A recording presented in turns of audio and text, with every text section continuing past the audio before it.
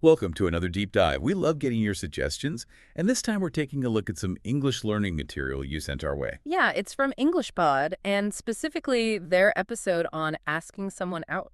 Which sounds simple enough, but there's always more to it than meets the eye, right? Right, because what we're really going to uncover here is not just how to say certain phrases in English, but what those phrases reveal about the culture of dating, relationships, all that in English-speaking countries.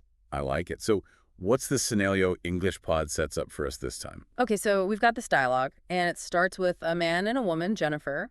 They're meeting for dinner. Dinner date. Well, Jennifer thinks it's just a casual thing. Maybe some other friends will be there.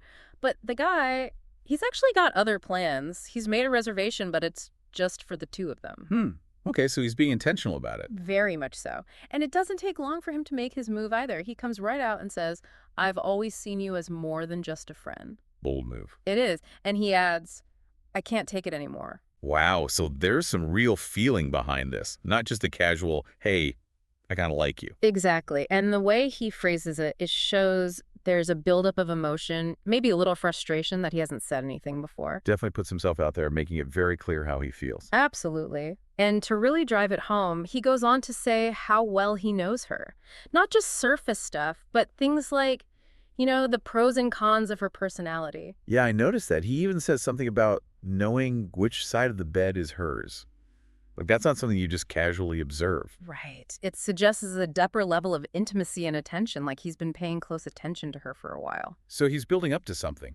Where does he go from there? Well, he just lays it all out. He says, "I think we would be great together, don't you?" Straightforward, I'll give him that. And then he follows it up with, "So what do you say? Are you willing to give me a shot?" No beating around the bush there.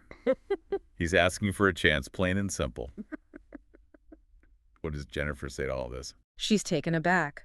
"Are you serious?" she asks. "We've been friends for years. We can't just change that overnight." Understandable reaction, honestly. I mean, having your whole dynamic with someone shift like that, it's got to be a lot to process. Absolutely. It really makes you think about how we navigate those transitions in relationships. The comfort and safety of a long friendship versus the excitement, but also the uncertainty of something romantic. Okay, so I've got the scene set, the emotions are high. EnglishPod dives into some of the key phrases used here.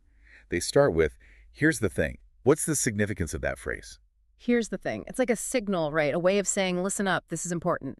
You're about to get to the heart of the matter. No more beating around the bush. So in the dialogue, the man is using it to introduce his feelings for Jennifer. Exactly. It sets the stage for a potentially difficult or uncomfortable conversation. They gave a couple other examples like, here's the thing, people don't like you. Ouch. A little harsh. Yeah, But it gets the point across. it does. And then there was, let's see. Marco, here's the thing. We're behind in our A podcasting. little more relatable, maybe. Definitely. But both examples show how that phrase helps focus the conversation on a key issue or problem that needs addressing. Got it. So after, here's the thing, poo, we get to, I can't take it anymore.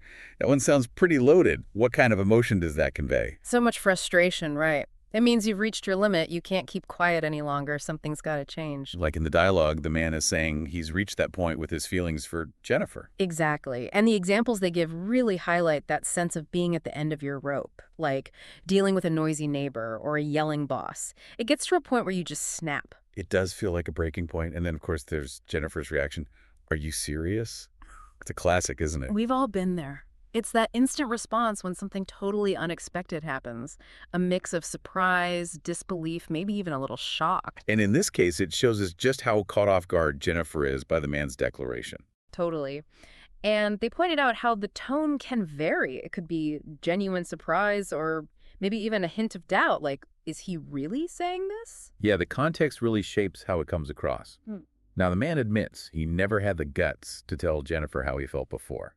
Let's talk about that word guts. So guts in this context is about courage, bravery, that inner strength to do something that might be scary or difficult. They had some great examples like not having the guts to go skydiving or give a speech or stand up to your boss. All situations where you need to overcome fear.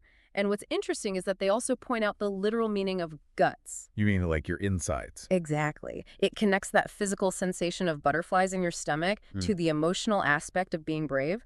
Sometimes those guts feel like they're churning, holding you back. Okay, so we've covered some key phrases for expressing intent. EnglishPod then moves on to how language is used to kind of refine the approach. They talk about the man using the phrase, just the two of us, when talking about the dinner reservation. Right. Just the two of us. It sets up that intimate, exclusive atmosphere from the get-go. It makes it clear this isn't just a casual hangout, it's something more deliberate. Exactly. It's like saying, this is special, and it's just for us. They also mention how you can use it with other numbers, like just the four of us, but in this case, that too is key. It's all about creating that one-on-one connection. And then they also bring up the phrase all to ourselves, which seems to build on that same idea. All to ourselves takes it a step further, emphasizing the privacy and intimacy, like having a secret hideaway, a world that only you two share. It definitely adds to the romantic atmosphere, like they're carving out a space away from the rest of the world. Exactly. No distractions, just focused on each other. Now, another phrase they highlight is, I've always seen you as. It suggests a certain perspective, doesn't it? It implies a lasting view of someone, not just a fleeting impression. Right. The examples they gave, like, I've always seen you as a good friend, or I've always seen you as a leader, show how it emphasizes a long-held perception of someone's character. And in this case, the man is using it to shift Jennifer's perception of him. Yeah, he's trying to show her that he's not just a friend, but someone she could potentially see in a romantic light. It's a subtle but important distinction. Then we get to the final question. Are you willing to give me a shot? It's such a common phrase. What's the implication there? Give me a shot. It's basically asking for a chance, an opportunity, acknowledging that there's a risk involved, but hoping for the best. Like when you want a shot at a drawing or a job interview, you're asking for that possibility, even if you might not succeed. So in the context of the dialogue, the man is asking Jennifer to take a chance on him, romantically. Exactly. To see where things could go, even though they've only been friends up to this point, it takes a certain amount of vulnerability to ask that. Okay, so we've broken down the dialogue, the specific phrases, but then EnglishPod brings in some really interesting cultural insights. They talk about how asking someone out or starting a relationship can be different in English-speaking countries now compared to, say, a generation or two ago. Right. Apparently that very direct, will you be my boyfriend, girlfriend, is less common these days, especially among adults. Yeah, they mentioned going steady as something that was more typical in the past, Yeah. where there was a more defined moment of officially becoming a couple. Exactly. Like there was a clear shift from just dating to being in an exclusive relationship. But nowadays, things seem to be more fluid.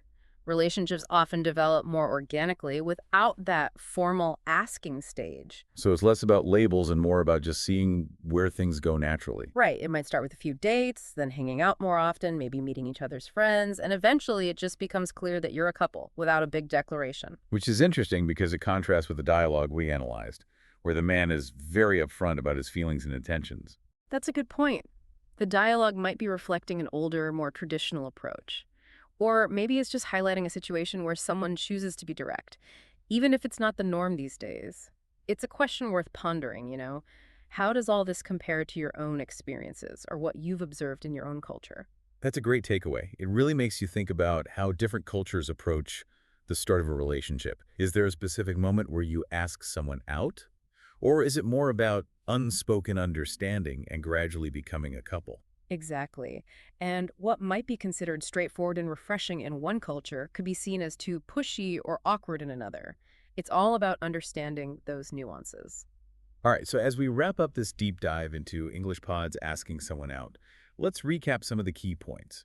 We explored phrases like, here's the thing, which helps to signal an important point, and I can't take it anymore, which expresses that sense of reaching a breaking point. And who could forget Jennifer's surprised? Are you serious?